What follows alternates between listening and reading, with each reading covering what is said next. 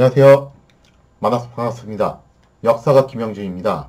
아트 오브 워 병법사 제41부 임진강 전투 참패라는 주제를 가지고 오늘 여러분과 같이 이야기를 나눠볼까 합니다. 시작하기 앞서서 조금 양해의 말씀 드리고 시작을 할게요. 얼마 전에 제가 이제 웹캠 드라이버 업데이트를 다운을 받았는데 근데 그거 하고 난 다음에 좀 문제가 생겼어요.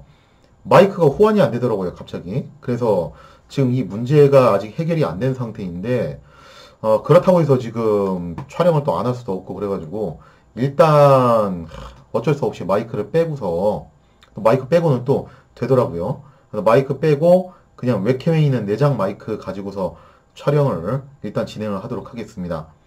그래서 이걸 빠른 시일 내에 문제를 해결을 하도록 노력을 할 건데, 일단 이번 주 한 주 동안은 어쩔 수 없이 마이크 없이 해야 될 것 같아요. 그래서 음질이 좀 좋지 않더라도 양해를 부탁드리겠습니다. 자, 지금 이제 현재 조선군의 상황을 설명하기 앞서서 잠깐 좀 이제 군사 전술의 기초적인 이론을 하나 설명을 하고 넘어가도록 할게요. 손자병법 제5편 병세편에 보면요. 이런 말이 나와 있어요. 정병으로 적과 맞서며 기병으로 승리를 결정짓는다. 이게 도대체 무슨 뜻이냐? 쉽게 말하자면요. 정병은 기교를 부리지 않고 정식으로 싸우는 군대를 정병이라고 합니다. 즉, 정병이 하는 역할은 정면에서 적군을 붙잡고 있는 역할이죠. 그러면 기병은 말 그대로 이제 기교를 부리는 기습적으로 공격하는 군대를 말하는 거죠. 자, 그렇기 때문에 이 기병을 이용해서 기습적으로 적에게 타격을 가하는 것이 기병의 역할이라는 거예요. 즉, 정병이 적군을 앞에서 잡고 있으면은 기병이 측후방을 강타하는 그러는 방식이 기병과 정병의 방식인데, 이와 비슷한 개념이 서양에도 있어요. 아마 많이 들어본 개념일 거예요. 바로 모루와 망치라는 개념이 있습니다. 이 모루와 망치라는 개념을 누가 제일 먼저 만들었냐라고 하면요. 그거는 뭐 한도 끝도 없이 올라가는데, 정말 어떻게 보면 군사 전술에 있어서 기초적인 이론이라는 거죠. 근데 이 모루와 망치 전술을 가장 잘 즐겨 썼던 사람이 또 누구였냐면은 알렉산더 대왕이었죠. 그래서 알렉산더 대왕 때문에 많이 또 유명해진 전술이기도 해요. 그래서 동양에서는 손자, 서양에서는 알렉산더 이렇게 전쟁의 대가라고 불리는 사람들이 다 공통적으로 주장했던 내용이 바로 모루와 망치 전술이었다고 볼 수 있습니다. 이걸 이제 손자병법에서는 정병과 기병이라고 그렇게 이야기를 한 셈이죠. 자, 이야기를 지금 왜 하냐? 사실 한양을 잃어버린 이후에 전열을 정비한 조선군이 나름 또 이 모루와 망치의 전술을 쓰려고 차근차근 준비를 하기 시작을 합니다. 자, 어떻게 이 모루와 망치 전술이 운영이 되냐? 먼저 도원수였던 김명원이 임진강의 방어선을 구축해서 적의 공세를 저지를 하고 있다는 거죠.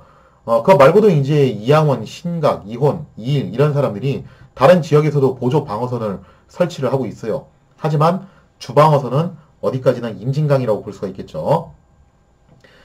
김명원이 이끌고 있는 임진강 방어선이라고 볼 수 있겠죠. 자, 그래서 여기서 적의 공세를 저지를 하고 난 다음에 이게 일종의 모루 역할을 하는 거예요. 그리고 난 다음에 삼남 지방에서 근황병이 결집을 해가지고 일본군을 한양에 가둬둔 다음에 포위 소멸을 한다. 즉 여기서 삼남 근황병이 해야 될 역할이 바로 망치머리 역할을 하게 된다는 거죠.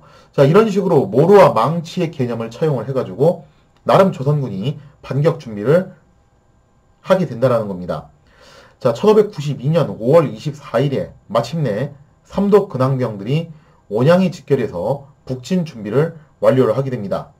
이제 조선은 탕금대 패전 이후에 정말 최대 규모의 반격 작전을 개시하게 됐다는 거죠. 자, 이번 작전에서 중요한 포인트는 두 가지라고 볼 수 있어요. 먼저 첫 번째, 임진강 방어선을 구축하고 있는 도원수 김명원과 삼도 근황병들 사이에서 유기적인 공조체계가 이루어져야 된다.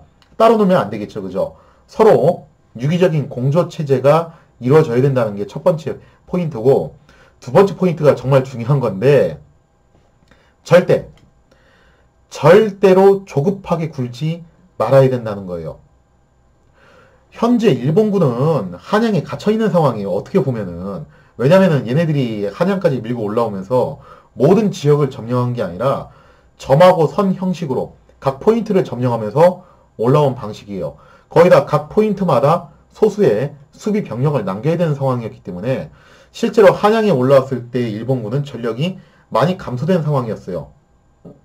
이게 꼭 뭐 전사하고 부상당하고 그렇게 해서 감소된 숫자만 있는 게 아니라 이런 식으로 조금씩 떨어뜨려 놓고서 온 병력들이 있기 때문에 전력이 아무래도 감소되어 있는 상태였죠.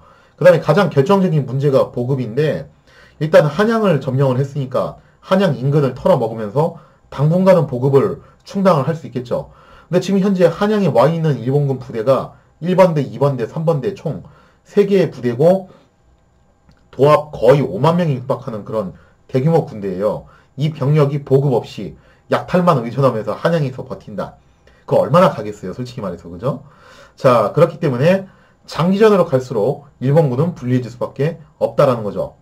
제가 뭐 이제 아직 설명은 드리지 않았지만 이때 일본군이 유일하게 기대할 수 있는 보급 루트는 뭐였냐면은 서해안으로 따라와가지고 드랍해주는 보급선인데 문제는 이게 이순신한테 또 차단을 당하게 돼요. 이 얘기는 뭐 나중에 또 하게 되겠지만 자, 그래서 장기전으로 가면 갈수록 일본군은 점점 불리해질 수밖에 없게 되고 마치 가두리 양식장이 갇혀있는 것처럼 한양 안에 갇혀서 오도 가도 못하는 신세가 될 수밖에 없다라는 거죠. 자, 따라서 조선군의 핵심 과제는 임진강 방어선과 삼남 근황병이 서로 유기적으로 공조체계를 유지하면서 조급하게 굴지 않고 착실하게 포위망을 구축해가지고 일본군을 천천히 압박해 들어간다는 거죠. 만약에 여기서 성급하게 가려고 한다면은 문제가 생길 수밖에 없어요. 왜냐하면 현재 일본군은 승승장구하면서 연전연승하면서 왔기 때문에 굉장히 기세가 올라와 있는 상태이고 거기다가 아무래도 훈련 수준이라든가 그 다음에 사기 그 다음에 또 이게 지휘관의 지휘 능력 이런 것들을 놓고 봤을 때 일본군이 우위에 있어요. 그렇기 때문에 지금 당장 성급하게 붙는다면은 조선군 입장에서는 그다지 좋지 못한 결과를 맞이할 수가 있다는 거죠. 즉 조선군 입장에서는 너무 조급하게 굴지 않고 공조체계 서로 철저하게 유지하면서 천천히 포위 압박해가지고 자루에 넣고 쫌매가지고 한 방에 일망타진 시켜버리면 되는 일이에요. 그렇게 하면은 일본군을 고사시킬 수 있거나 아니면은 일본군이 한양을 다시 토해내고 후방으로 후퇴할 수밖에 없게 된다는 거죠. 자, 그래서 이러한 사실들을 잘 파악하고 있었던 도원수 김명원은 임진강 북안의 군대를 주둔시키면서 차분히 방어태세를 다듬게 됩니다. 어차피 배들을 전부 이쪽으로 끌고 왔기 때문에 일본군이 당장 도강할 수 있는 수단이 없는 상황이에요. 거기다가 평안도 지역의 근황병들이 계속해서 임진강 전선으로 보충되고 있기 때문에 조선군의 전력은 계속해서 상승하고 있는 그런 추세였다는 거죠. 자, 이처럼 시간은 조선의 편이었습니다. 그렇기 때문에 김명원은 삼도 근황병이 북상할 때까지 방어에 만전을 기하는 것이 최선의 상황이었는데 이게 좀 생각처럼 잘 안 흘러가요. 왜 생각처럼 잘 흘러가지 않았느냐? 거기에 대한 이야기는 사례를 통해서 같이 살펴보도록 하겠습니다.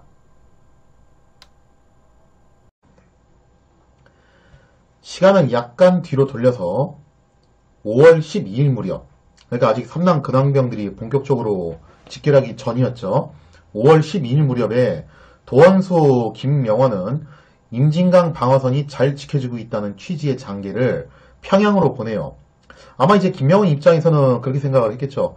자기가 뭐 한강 방어선을 제대로 못 지키고서 홀라당 뺏기고서 도망쳐온 상태다 보니까 조정에서 지금 자기를 좀 신뢰를 하지 않을 수도 있겠구나. 그러니까 지금 내가 착실하게 임진강 방어선을 지키고 있다는 것을 좀 확실하게 어필을 할 필요가 있겠구나라고 그렇게 판단을 하고서 이러한 장계를 올렸던 것 같아요. 자, 그리고 비슷한 시기에 경기 감사였던 권징도 역시 장계를 올리는데 근데 김명원의 장계를 받아보고 또 권징의 장계를 받아보고 난 다음에 조선 조정은 굉장히 묘한 오판을 하게 됐다는 거예요. 어떤 오판을 하게 되었냐? 일단 김명원의 장계를 받아보고 나서 일단 조선 조정은 이렇게 판단을 했죠. 이제 임진강에서부터는 확실하게 일본군을 막아낼 수 있는 거구나. 안도의 한숨을 쉬게 됐고요.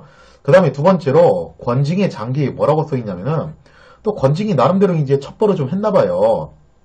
그래서 지금 현재 한양에 주둔하고 있는 일본군의 상태가 어떤가 딱 이렇게 첩보를 해봤더니 어떤 이제 보고서를 올리냐면은 일본군이 사실 한양까지 밀고 올라오는데 정말 계속 진격을 해왔잖아요. 따지고 보면 이제 일종의 강행군을 해가지고 여기까지 속공을 해서 올라온 건데 그러다 보니까 애들 체력 상태가 지금 영 좋지 않다라는 거예요. 보급도 불안전하고 체력 상태도 좋지 않고 그렇기 때문에 지금 현재 한양에 있는 일본군은 아주 비실대고 있는 상황이다 라는 그런 내용의 장계를 보냅니다. 근데 이 기록은 이 장계는요 반은 맞고 반은 틀려요. 그러니까 이때 당시 일본군이 피로도도 상당히 올라온 상태고 뭐 자기들도 무리하면서 온 거니까 그죠? 피로도도 상당히 올라온 상태고 보급도 좀 이제 간당간당한 상태인 건 맞았어요. 그건 맞았는데 그렇다고 해서 얘들이 무슨 뭐 톡 치면 쓰러질 수준의 그 정도로 지금 현재 상황이 안 좋았냐면 그거는 아니었다는 거예요.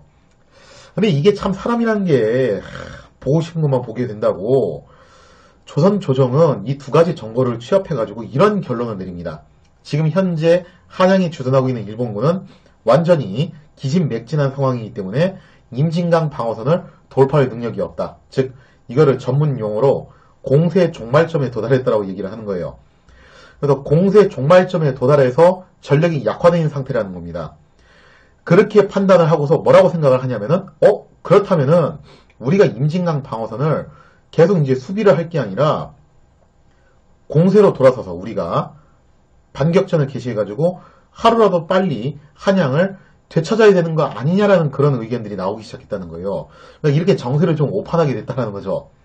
자, 그러면서 이제 김명원에 대해서 좀 곱지 않은 시선으로 쳐다보게 됐다는 겁니다. 조선 조정 입장에서는 김명원이 그렇게 보이는 거예요. 아니 지금 정보들을 취합해서 보니까 일본군은 한양에 도착한 이후로 완전히 기력이 쇠퇴해가지고 비실비실한 상태인데 지금 도원수라는 작자가 뭐하고 있는 거냐. 세워라 내워라 하면서 임진강에서 시간만 보내고 있는 거 아니냐. 지금 하루라도 빨리 한양을 되찾아야 될 판국에 도대체 뭐하고 있냐. 이런 비난 여론이 일어나고 있었다라는 거예요. 사실 또 이런 성급한 판단을 하게 된 이유는 좀 나름 또 이것도 어떻게 보면은 사정은 있었어요. 가만히 돌이켜서 생각해보면은 지금 현재 임진왜란이라는 사건은요 조선 역사상 정말 미증유의 사태에 직면해 있는 그런 상황입니다. 한번 생각해 볼게요. 조선이 개국된 이래로 한 번이라도 외국에 의해서 영토가 점령당했거나 아니면은 왕이 한양을 빼앗기고 피난을 가는 그런 사태가 있었던 적이 있었나 이거예요.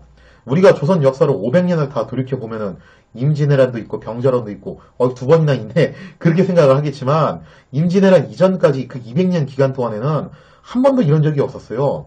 오히려 조선이 공세적으로 나가가지고 스시마도 정벌하고 사군육진도 개척하고 거기다 이제 만주로 치고 나가가지고 여진족 부락도 공격하고 그랬으면 그랬지 거꾸로 이렇게 당해본 적이 없다는 거예요. 그러니까 지금 현재 선조와 신하들의 입장에서는 정말 괴로운 순간이죠. 역사의 죄인이 된 느낌일 거예요. 지금까지 우리 조선 왕조 역사상 이런 전례가 없는데 이거 어떻게 할 거냐 이거예요. 그렇기 때문에 하루라도 빨리 어떻게 해서든 한양을 되찾고 싶다. 그런 이제 조급함에 시달리게 됐다라는 거죠. 또 거기다가 한 가지 더 조정 대신들이 한 차례 물갈이가 이루어졌다는 점도 좀 주목을 해야 되는데 전에 제가 한번 설명을 드렸죠. 이때 당시 이제 영의정이었던 이산해, 좌의정이었던 류성룡이 실각을 당하고 영의정에는 최응원, 그 다음에 이제 좌의정에는 윤두수, 우의정에는 유홍이 임명됩니다. 원래 이제 우의정은 이양원이었는데 이양원이 유도대장이 되면서 빠져나가면서 이 빈자리 티오들을 전부 다 이런 식으로 메꿔놨다는 거예요. 근데 문제가 뭐냐면은 이산해하고 류성룡이 온건한 성향이었다면은 윤두수를 비롯해가지고 새로 임명된 사람들은 죄다 강경파였다는 거예요. 이런 물갈이가 이루어진 상황에서 한양 실함에 대한 책임론도 어느 정도 이제 무겁게 이 사람들을 누르고 있는 것도 있었지만 또 하나는 뭐냐면은 안 그래도 이제 강경파였던 사람들이 지금 현재 삼정성을 잡다 보니까 한시라도 한양을 빨리 되찾아야 된다는 주장이 계속해서 힘을 실게 됐다는 거죠. 더군다나 이런 심리를 계속 이제 부채질을 했던 사람이 또 선조였어요. 선조 입장에서는 지금 굉장히 조급한 거예요. 이대로 가다가 내가 진짜 역사에 정말 무능한 왕으로 두고두고 욕을 먹는 거 아닌가. 그런 이제 생각을 안 할 수가 없다라는 거죠. 결국 이런 조급함을 참지 못했던 선조와 조정의 대신들은 도원수 김명원에게 계속 압력을 넣기 시작해요. 공세로 전환해라. 너 언제까지 계속 그렇게 방어만 할 거냐.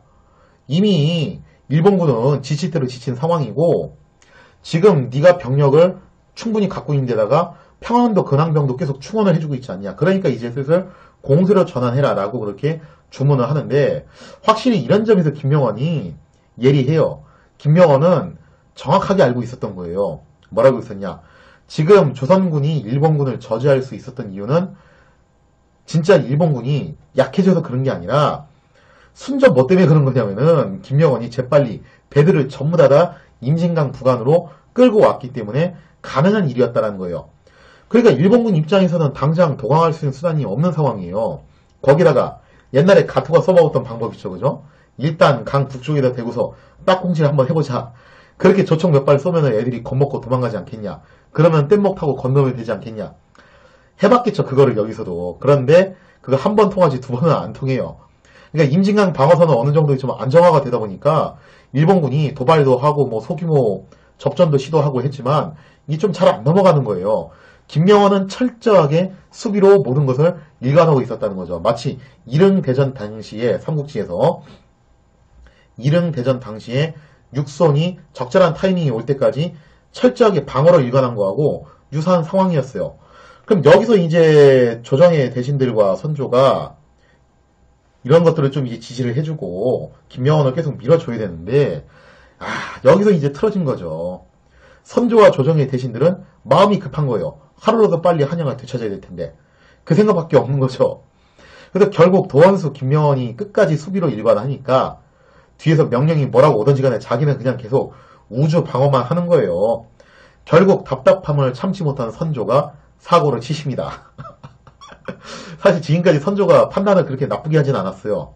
나쁜 초이스를 하진 않았는데 이거는 진짜 선조 잘못이 맞아요. 선조가 엄청난 무리수를 두게 되는데 이때 평안도 지역의 정예병, 참고로 이때 이 병력이 어떤 병력이었냐면은 압록강 변을 지키고 있었던 진짜 여진죽하고 항상 싸우던 그런 최정예병이었어요.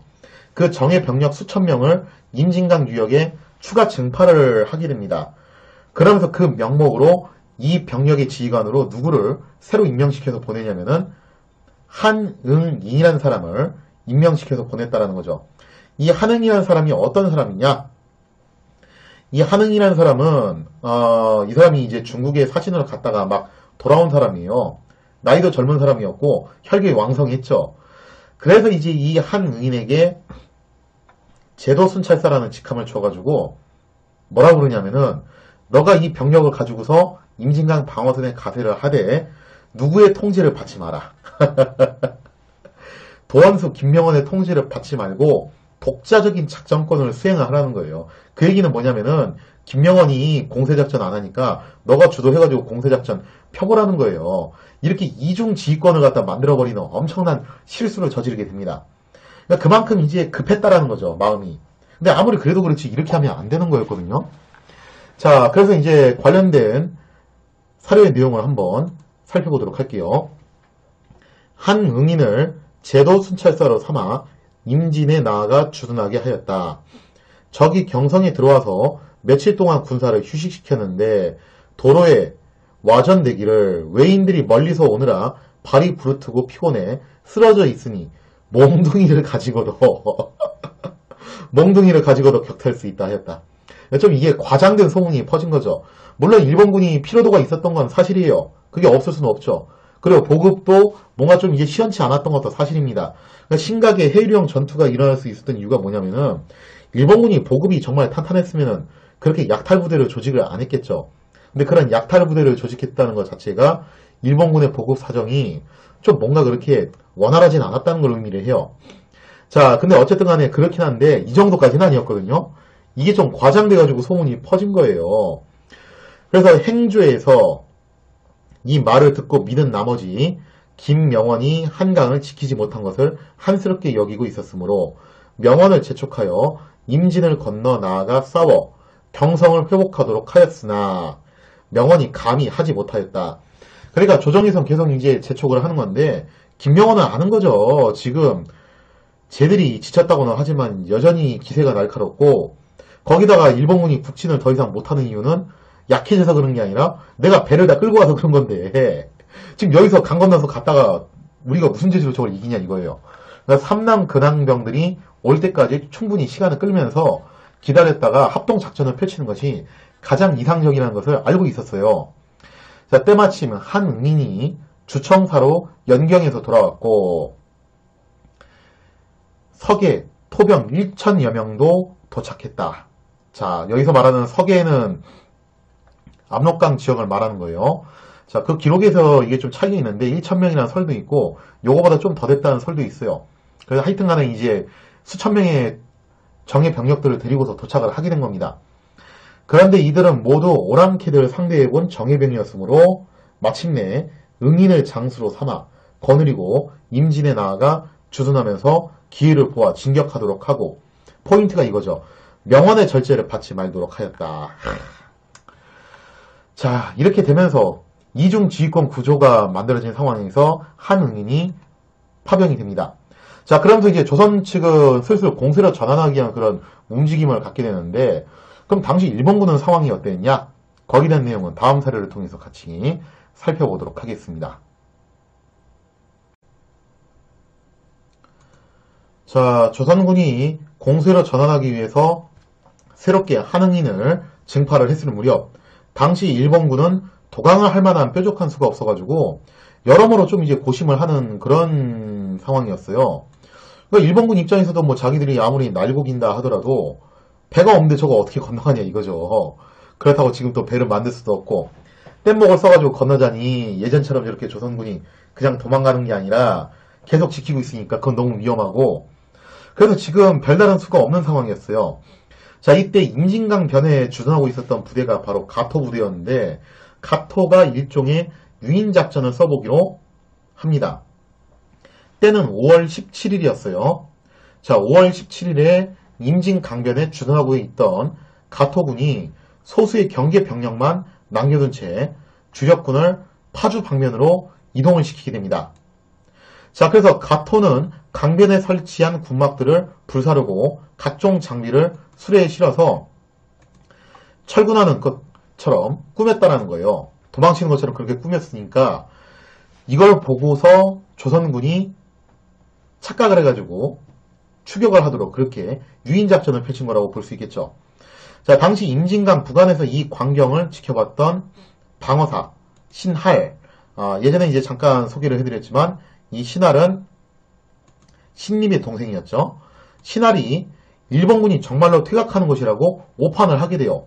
왜냐면 이제 신할도 그렇게 생각을 했던 것 같아요. 들리는 소문에 따르면 쟤들 몽둥이를 쳐도 잡을 수 있을 정도로 그 정도로 지금 현재 전력이 약화되어 있다며 지금 딱 보니까 군막도 불태우고 장비 다 싣고서 가는 거 보니까 얘들 못 버티고서 퇴각하는 거 아니냐. 그럼 이참에 우리가 어떻게 된다. 과감하게 추격을 해가지고 선멸을 해야 되는 거 아니냐라고 신할이 이 유인작전에 넘어가게 되었다는 거죠. 거기다가 신할은 탕금대 전투에서 전사했던 자신의 형 신림에 대한 복수를 갈망하고 있었어요. 우리 형이 원수를 갚아야 되겠다. 그래서 이런 점 때문에 신할은 굉장히 성급하게 굴게 되었다는 거죠. 여기에 더해서 때마침 선조의 특명을 받은 한응인이 평안도 근황병 3,000명을 이끌고 도착을 했는데 한응인 역시 신할과 같은 판단을 내리게 됩니다. 한응인은 또 그렇게 생각을 했겠죠. 이거야말로 하늘이 나한테 준 기회 아니냐. 이 기회에 내가 일본군을 추격해서 섬멸을 해가지고 한양을 탈환하게 된다면은 난 진짜 1등 공신이 되는 거 아니냐. 그러면서 공명심에 불탔다라는 거예요. 그러니까 한 명은 복수심에 불타고 있었고 한 명은 공명심에 불타고 있었는데 어쨌거나 이 두 사람이 나가자, 싸우자, 이기자 이거를 계속 강조를 하게 됐다는 겁니다. 자, 그래서 당시 상황을 한번 사례를 통해서 같이 보도록 할게요. 김명원이 임진강 북쪽에 있으면서 여러 군사들에게 명령하여 강의 여우를 따라 나누어 지키도록 하였고 강 가운데 있는 배는 거두어 북쪽 언덕에 메어두었다. 이런 상황이니까 일본군이 못 건너고 있는 거죠. 적군이 임진강 남쪽에 진을 쳤으나 배가 없어 강을 건너지 못하고 다만 유격병만 출동시켜 강을 사이에 두고 서로 싸울 뿐이었다. 여기서 말하는 싸운다는 게 제대로 된 전면전이라기보다는 서로 딱콩질하는 수준이었다는 거죠. 가토가 한강에서 했던 것처럼 그랬던 것 같아요. 혹시 딱총 좀 몇 발 쏴주면은 이번에도 겁먹고 가지 않을까, 도망가지 않을까. 근데 한강이 원체 사정이 안 좋았으니까 그랬던 거고, 이 임진강 방어선은 어느 정도 정비가 된 상황이었기 때문에 가천수법이 두 번은 안 통했다는 거예요. 그래서 이제 일본군 입장에서도 딱히 방법이 없어가지고 진도를 못 빼고서 계속 대치 상태가 이루어지고 있었고, 이렇게 시간을 계속 끌어만 나가면은 삼도 근황병들이 북진을 해가지고 일본군을 앞뒤로 포위하는 것이 가능한 상황이었어요. 자, 그런데 일본군 입장에서도 좀 이제 급했겠죠. 보급도 이제 좀 간당간당하고 더 이상 이제 기세가 꺾이기 전에 지금 자기들이 승기를 타고서 여기까지 온 거잖아요. 이대로 여기에 멈춰 있으면은 정말 공세 종말점이 오게 되고 그럼 사기도 계속 떨어지게 된단 말이에요. 그런 시점이 오기 전에, 그리고 조선의 지원군이 추가적으로 오기 전에 승부수를 띄우자라고 생각을 하고서 가토가 이런 작전을 펼쳐요. 어느 날 적군이 강가에 있는 여막을 불사르고 장막을 거두며 군기를 거두어 실은 다음 물러가는 신용을 하여 우리 군사를 유인했다. 그러니까 전쟁에서 정말 흔하게 써먹는 수법 중 하나죠. 유인작전 쓴 거예요. 자, 그러자 여기에 넘어가는 사람이 나오는데 그게 바로 신할이었죠. 신할은 본시 날쌔였지만 꾀가 없었으므로 어쩌면 여기는 형제가 그렇게 똑같은지 몰라 진짜, 그죠? 적군이 정말로 물러가는 것이라고 생각하고서 강을 건너 적군의 뒤를 쫓으려 했는데, 자, 신할이 일단 이렇게 행동을 하고 추가로 이제 왔던 한응인도 똑같은 이제 판단을 내린 거예요. 한 사람은 복수심에 불탔고 한 사람은 공명심에 불타는 상태였죠. 자, 근데 김명원은 저 아무리 봐도 아닌 것 같은 거예요. 자기가 볼 때는 이거 100% 낚시인데 여기서 또 김명원의 단점이 나와요. 그러니까 김명원이 이런 거시적인 전략 판세 흐름을 볼 줄 아는 사람이었고 또 군사 행정가로서는 상당히 유능했어요. 근데 한강 방어선에서도 알 수 있다시피 이게 진짜 일선 장수로서의 통솔력이라고 해야 되나 카리스마라고 해야 되나 그런 거는 좀 부족했던 사람이라는 거죠. 그래서 그 밑에 사료 내용이 뭐라고 되어 있냐면 이렇게 써 있죠. 김명원은 한응인이 새로 조정해서 왔으며 또한 자기의 지위를 받지 말도록 했으므로 비록 하는 일이 옳지 않은 줄 알면서도 감히 말하지 못했다는 거예요.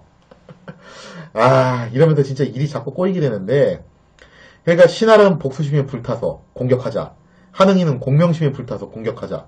근데 김명원은 아무리 봐도 이거 아닌 것 같은데 또 한응인이 자기 직속이 아니라는 거예요.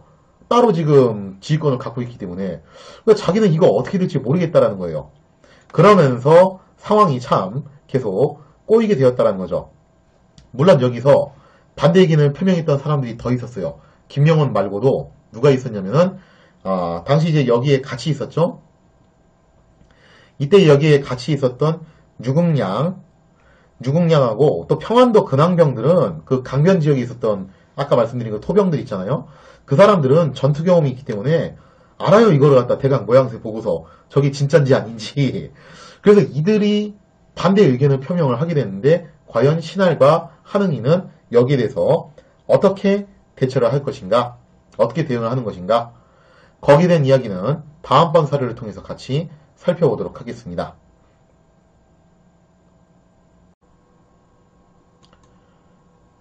자, 이때 당시 임진강 방어선에 가세했던 사람들이 좀 있었어요. 그러니까 중령방어선에서 퇴각해서 왔던 사람들, 그 다음에 또 이제 탄금대 전투에서 도망쳐온 사람들, 어느 정도 이제 여기에 합류를 하게 되는데, 전에도 잠깐 말씀드렸지만, 이일 같은 경우는 철원 방면에 있었고, 그 다음에 그때 같이 도망쳤던 사람 있죠, 그죠? 조방장으로 있었다가 같이 도망쳤던 변기 같은 경우는 임진강 방어선으로 오게 돼요. 그 다음에 중령 방어선에서 도망쳤던 사람들이 조방장 유국량하고, 그 다음에 이제 계속 핵바람으로 나왔던 그 이각이 있죠, 그죠?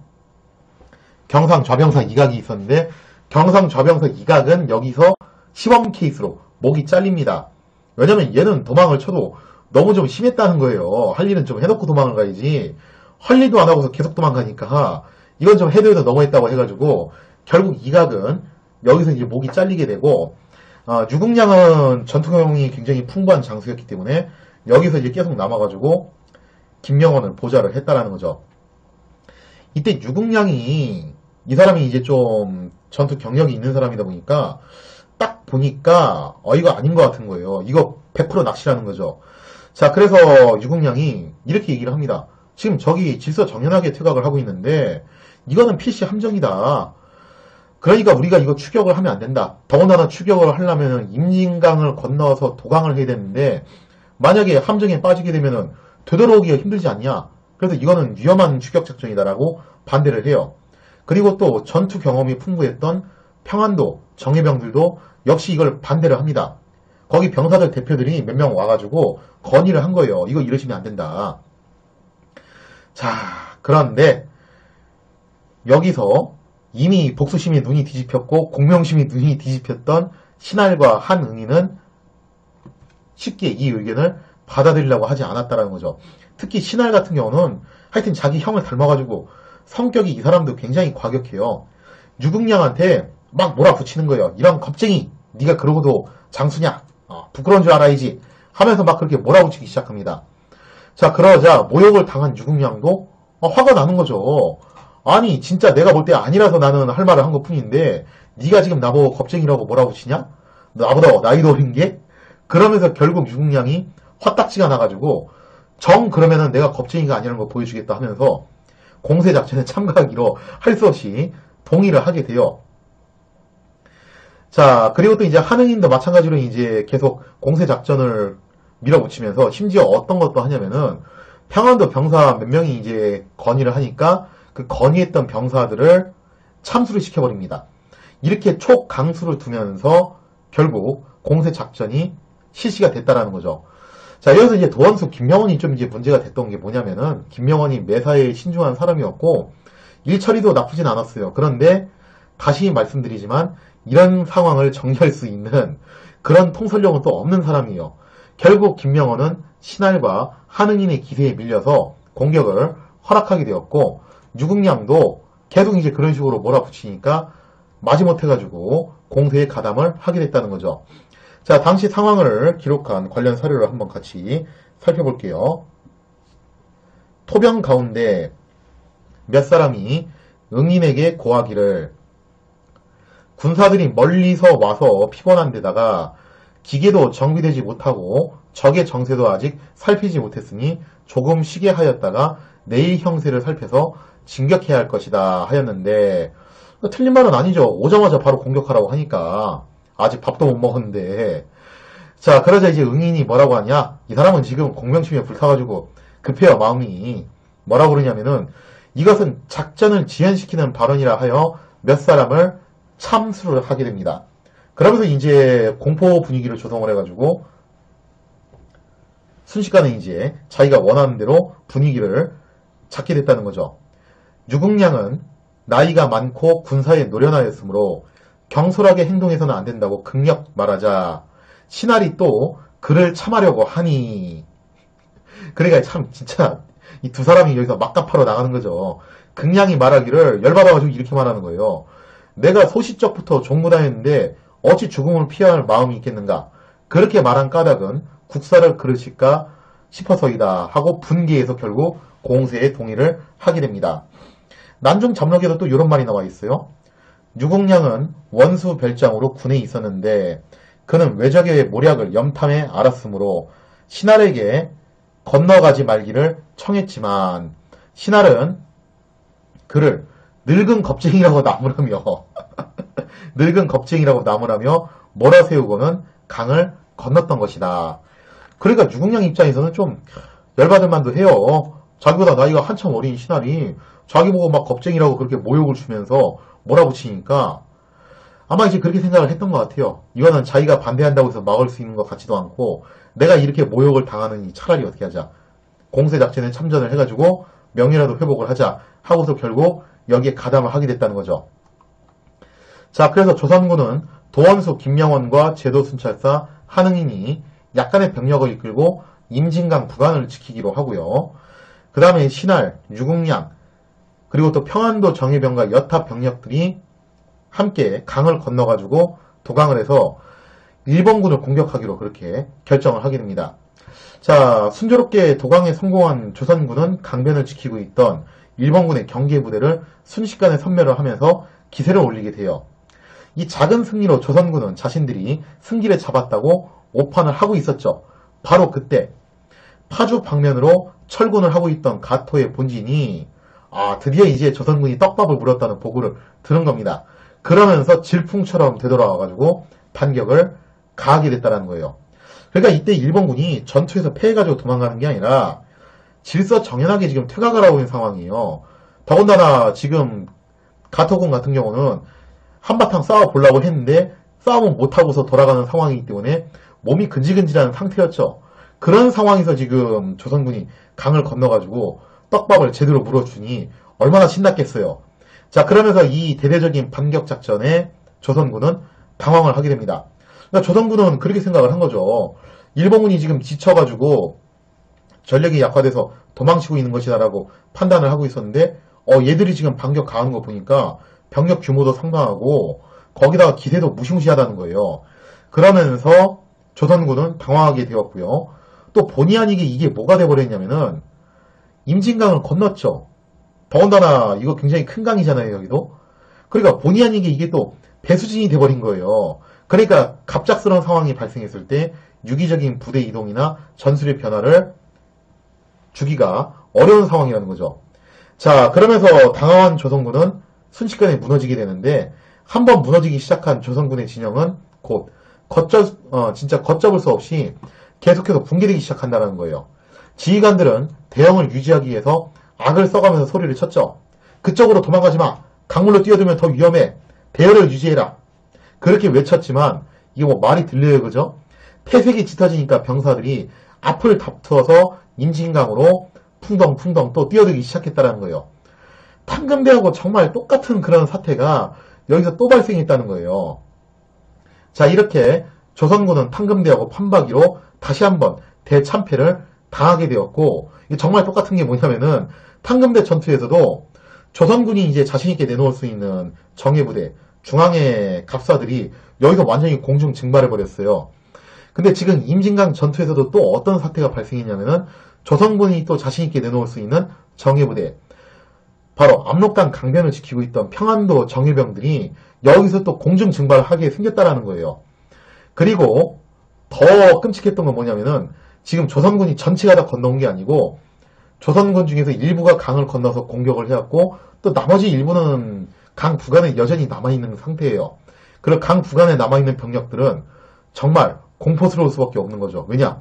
강 건너가 있던 아군이 일본군에게 사정없이 도륙당하고 있는 모습을 생생하게 목격하고 있는 거예요. 이들은 공포심에 얼어붙게 됩니다. 이렇게 되면은 강 건너 남아있는 병력들도요, 사기가 완전히 곤두박질해가지고 제대로 싸울 수가 없게 됐다라는 거죠. 자, 과연 조선군의 임진강 방어선은 어떤 운명을 맞이하게 될 것인가? 거기에 대한 이야기는